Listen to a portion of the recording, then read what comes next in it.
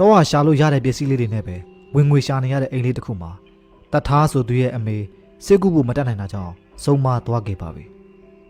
အဖေဖြစ်သူကလည်းတထားရှာသမျှကိုအကုန်တောက်စားပြေုံသားမကသူများစီကပါချေငါတုံးတက်သေးတယ်ဗျ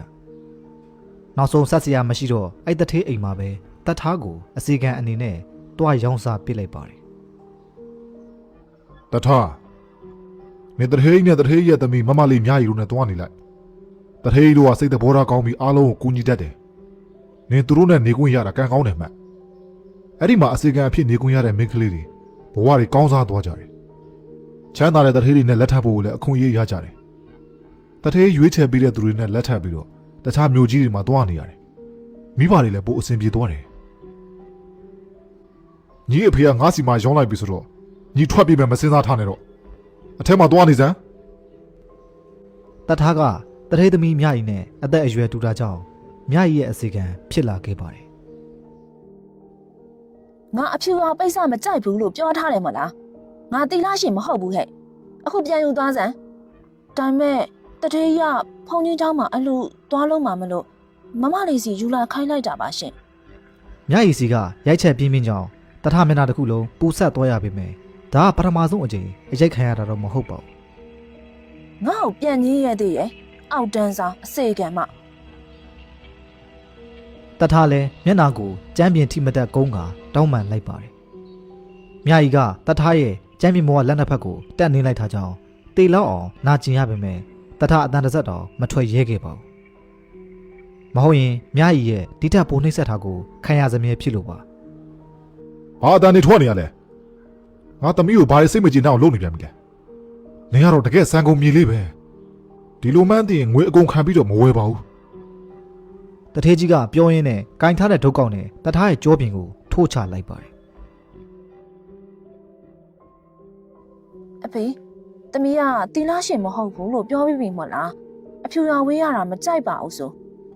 ဒါပေမဲ့ဒီတစ်ခေါက်ရဲ့အလှမှာမျိုးသားမင်းရဲ့သားလည်းပါလာမှာသမီးရဲ့အဖေသမီးကဒီလောက်လှပတာမျိုးသားချွေးမှလည်းဖြစ်သွားနိုင်တာပဲငါအဖေပြောတာမကြောက်လားတတ်ထားတောင်းမပြင်ပေးသေးဘူးလားနင်းရဲ့လက်အညစ်ပတ်တွေနဲ့ငါဝေစာတွေပါမပေးစေနဲ့တထားဝစ်စားစင်ရင်ပေးပြီးတာနဲ့မြရီကသူမဖခင်တထေးကြီးနဲ့အတူထွက်သွားခဲ့ပါတယ်တထားကတော့အခန်းတန်ရှင်းလုပ်ဖို့ကြံရင့်နေခဲ့တယ်ဗျသူမမြရီရဲ့အဝစ်စားတွေကိုယူပြီးရေစက်မှာချောဖို့ထွက်လာခဲ့ပါတယ်မြရီနင်းအောင်ခံထားရတာကြောင့်နာကျင်နေတဲ့လက်ချောင်းတွေနဲ့အာတင်ပြီးရေကိုကုန်းခတ်လိုက်ချိန်ကြောက်ရွံ့ကောင်းတဲ့မြင်ကွင်းကြောင့်နောက်ပြန်လဲကျသွားခဲ့တယ်ဗျအမြင်မမားတာသေးကြအောင်ထပ်ကုန်းကြည့်လိုက်တော့ဖြူဖြော့နေတဲ့ဂျာညိုရဲ့အလောင်းကိုတွေးလိုက်ရပါတယ်ဂျာညိုကိုမနေ့ညပဲတထေးကြီးကခိုင်းမှုခေါ်သွားခဲ့တာဗျအခုတော့အသက်မရှိတော့တဲ့အလောင်းကောင်ဖြစ်သွားခဲ့ပါပြီတထားအဝတ်အစားတွေယူပြီးမြရီရဲ့အခန်းထဲအမြန်ပြေးဝင်ခဲ့လိုက်ပါတယ်တထေးခိုင်းမှုခေါ်သွားတဲ့မင်းကလေးတိုင်းတနာစပွဲအော်ဟစ်အကူအညီတောင်းတန်ကိုကြားရစမြဲပဲဗျဒါပေမဲ့တထားတို့လိုအစီကံတွေကတော့ခေါ်ခိုင်းမခံရရင်အခန်းထဲကအပြင်မထွက်ရတာကြောင့်ဘာတွေဖြစ်မှန်းတော့မသိခဲ့ပါဘူးသူမအဖေပြောဘူးတလို့ဒီအသားအဖနှစ်ယောက်ကစိတ်ထားကောင်းတယ်ဆိုတာသူမတခါမှတော့မခံစားဘူးဗျ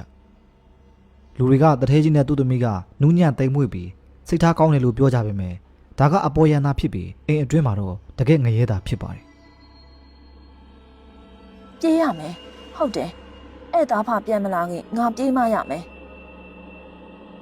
သူမကြောက်လန့်စွာရေရွတ်လိုက်မိပါတယ်သူမကြာညိုရဲ့အလောင်းကိုမြင်သွားတာအပြင်ကအဆောက်နေတိသွားခင်သူမကိုယ်တိုင်လည်းကြာညိုလိုပဲအချိန်နေထူးမှာမဟုတ်တော့တာကြောင့်ပါ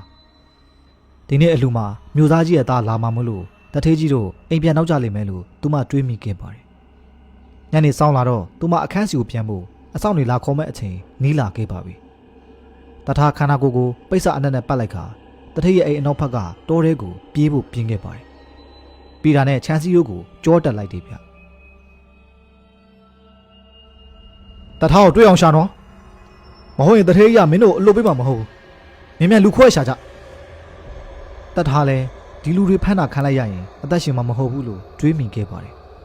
ဒါကြောင့်သူတို့အိမ်အနှက်ပတ်ရှာနေတော့မှပဲသူမတောကိုတတိထားပြီးဖြတ်ခဲ့တယ်ဗျခဏလေး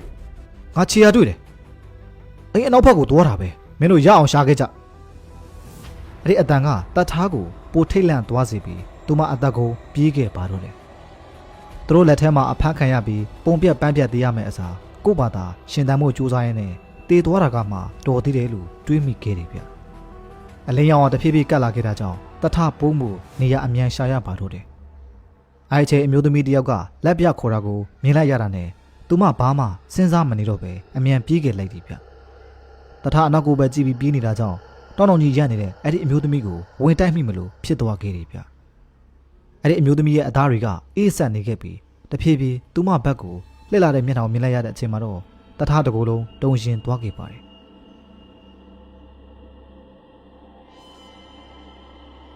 ငါတို့ကိုကူညီပါဒါမှနေလဲလို့ပါ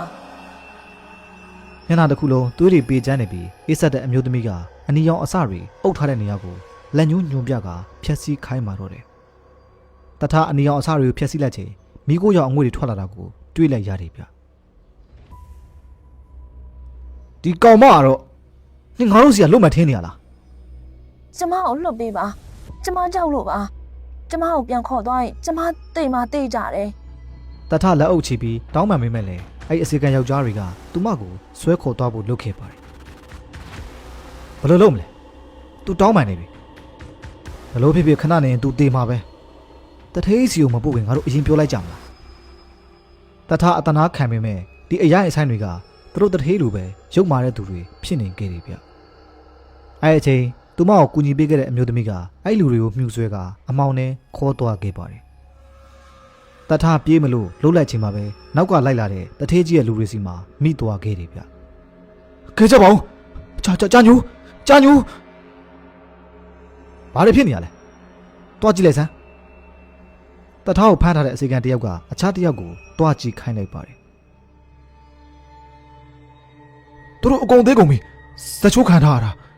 ငါတော့ပုံမဟုတ်ဘူးလို့ခံစားရတယ်ဒါဆိုငါတို့တထကိုတထေးကြီးစီအမြန်ခေါ်သွားရအောင်သူတို့တထကိုဆွဲခေါ်သွားစင်မှာပဲအနောက်ကအရင်မဲကကြည်နေခဲ့ပါတယ်ပြန်ဖမ်းမိလာခဲ့ပါပြီဗျမြတ်ရဲ့လက်ချက်ကြောင့်တထလည်းမျက်နှာလဲထွက်သွားခဲ့ပါတယ် ငါ့ကိုစမ်းကျင်နေပေါ့လေတက်ထားဒီကောင်မစမ်းမြလည်းအတူတူပဲမျိုးစားကြီးသားကြိုက်တယ်ဆိုပြီးငါလည်းကလွတ်မယ်မတင်နဲ့ဒီကောင်မတက်ထားကိုတော့တမီးကိုယ်တိုင်ရှင်းလိုက်မယ်ဒီမျက်နှာမဲမစမ်းမြကိုတော့အဖေစမ်းသားရှိတယ်လို့ကစားလို့ရတယ် ပြောပြီးတာနဲ့မြကြီးကအစီကံလက်ထက်ကဓားကိုယူခဲ့လိုက်ပါတယ်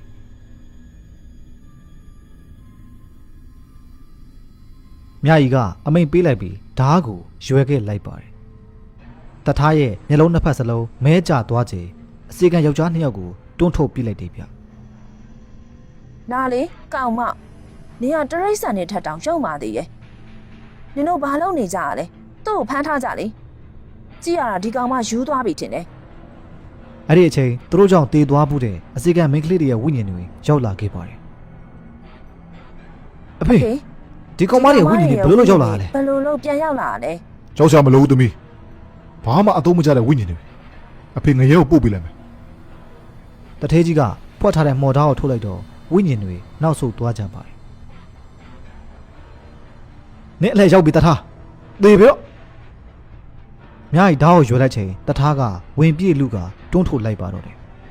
အချိန်ကြောင့်ဓာတ်လွတ်ကြကမြားကြီးလွင့်ထွက်သွားပြီးတထေးကင်ထားတဲ့မော်သားနဲ့ရင်ဘတ်ကိုထိုးမိသွားခဲ့တယ်ဗျ အဖေတမီးကိုဘာလို့တတ်တာလဲ သမီးအဖေသမီးမင်းတို့ဘာရက်လုံနေကြလဲအဲ့ဒီကောင်မကိုဖမ်းပြီးတော့ငါသမီးတို့လက်စားချေပေးလေ တထေးကြီးရဲ့အမိန်ကအစီကံယောက်ျားတွေကိုပိုနောက်ဆုတ်သွားစေခဲ့ပါတယ် နင်လူတက်ရတာအရန်ကြိုက်တယ်မလားကိုသမီးကိုပြန်တက်လိုက်ရတာဘယ်လိုခံစားရလဲပျော်စရာကောင်းလား နင်ဘာတူလဲနင်တထားမဟုတ်ဘူး နင်တိရနောက်ကျသွားပြီနင်ဒါလည်းအစွမ်းမထက်တော့ဘူးနင်သမီးကိုနင်ပြန်တက်လိုက်မိပြီလေ အနာမလားလဲနော်မဟုတ်ရင်ငါနင့်ကိုမေ့ရှို့ပြလိုက်မှာ တထေးကြီးမိကွက်ကိုကိုင်ကချင်းချော်လိုက်ချိန်စီတွေကိုအင်ကြီးပေါ်ပြန်ကျသွားခဲ့ပါတယ်တထားရဲ့ခန္ဓာကိုယ်လည်းလဲကျသွားပြီးအရှိန်မဲတစ်ခုထွက်လာခဲ့တယ်ဗျ ကြာညိုနေမလားငါသမီးကိုတတ်တာငါနဲ့အခုမေ့ရှို့ပြစ်မယ် တထေးကြီးကပြောပြီးတာနဲ့မိအိမ်နဲ့ပြစ်ပေါက်လိုက်ပါတယ်ဒါပေမဲ့သူ့ကိုယ်သူပဲပြန်လောင်သွားပြီးနာကျင်စွာရှောက်ပြေးတာကြောင့်တအိမ်လုံးမီးဆွဲသွားတော့တယ်ဗျ ဆမ်းမြမေ့လျက်နေတဲ့တပ်သားကိုဆွဲခေါ်ထုတ်လာခဲ့တဲ့နောက်အစီကံမိန်းကလေးတွေရဲ့ဝိညာဉ်တွေလည်းတဖြည်းဖြည်းချင်းပျောက်ကွယ်သွားခဲ့ပါတယ်။သူမပြန်တတိကြလာတော့ဆမ်းမြကိုတွေ့ရပြီးဂျာညွရဲ့ဝိညာဉ်လည်းအနားမှာရပ်နေကခဏပြုံးပြပြီးတဲ့နောက်ပျောက်ကွယ်သွားခဲ့တယ်ဗျ။တထေးတို့အိမ်မိလောင်တဲ့အကြောင်းကိုသိသွားတဲ့မြို့သားကြီးရဲ့သားကလိုက်လာကြည့်ခဲ့ပါတယ်။နောက်နေ့မနက်ရောက်တော့တထားပြောတဲ့အတိုင်းရွာသားတွေလိုက်စစ်တော့တထေးရဲ့အိမ်အနောက်မှာမြုပ်ထားတဲ့အစီကံမိန်းကလေးတွေရဲ့အလောင်းများစွာကိုတွေ့ခဲ့ရတယ်ဗျ။တထေးတို့သားအဖရဲ့နာမည်ကုံတဲ့င်းလဲညှိုးနွမ်းသွားခဲ့ပါတယ်။ဒီသားအဖနှစ်ယောက်ကသူများအသက်တွေကိုမတရားတတ်ထားတဲ့အကုသိုလ်တွေကြောင့်အခုလိုအဆုံးတန်မျိုးနဲ့ကြုံရတာဖြစ်တော်တယ်ဗျ။ CKO မှာဖုန်းဖြည့်ရေးဆွဲနိုင်မဲ့ 2D animation ကာတွန်းသင်တန်းကိုစတင်ဖွင့်လှစ်လိုက်ပါပြီခင်ဗျာ။ software သွင်းပြီး animation အခြေခံမှစတင်ပြီးတော့အခုဗီဒီယိုမှာပါတဲ့ animation movie တွေကိုဆွဲနိုင်တဲ့အထိလေ့လာသင်ကြားရမှာဖြစ်ပါတယ်ဗျ။ social media မှာ animation story ဖန်တီးပြီးတော့ဝင်ငွေရှာလိုတဲ့သူတွေကာတွန်းနည်းပညာနဲ့မိမိရဲ့စိတ်ကူးရင်ကဘာကိုဖန်တီးလိုသူတွေဝါသနာအနေနဲ့ရောဝမ်းစာအနေနဲ့ရောလေ့လာလိုသူတွေ CKO ကဖန်တီးထားတဲ့ဗီဒီယိုတွေအတိုင်းစိတ်ဝင်စားဖန်တီးခြင်းသူများအတွက် CKO မှာ Yo-Yo Class နဲ့ Master Class ဆိုပြီးတော့သင်တန်းနှမျိုးဖွင့်ပေးထားပါပြီခင်ဗျာ။မိမိကျန်တဲ့တရားအတန်းအောင်ရွေးချယ်ဖို့ CKO မှာအတန်းအရင်နဲ့သိကျင်အောင်မေးလို့ရပါပြီနော်။ Facebook Group Telegram Channel ကနေ CKO Team မှာ 2D Animation Manager ကိုယ်တိုင်ဗီဒီယိုသင်ခန်းစာတွေနဲ့သင်ကြားပေးမှာဖြစ်ပါတယ်။သင်တန်းကြီးအနေနဲ့ကတော့အခု February လအတွင်းမှာအနံသူများအတွက် Yo-Yo Class 2သိန်းကျပ် Master Class 3သိန်းကျပ်နဲ့သင်ကြားပေးတော့မှာဖြစ်ပါတယ်ခင်ဗျာ။သင်တန်းသားအကန့်အသတ်ရှိသလိုသင်တန်းကြီးကလည်း February လကုန်တာနဲ့ပြောင်းလဲတော့မှာဖြစ်လို့အခုအချင်းအခုပဲအဲ့လိုရပါပြီခင်ဗျာ။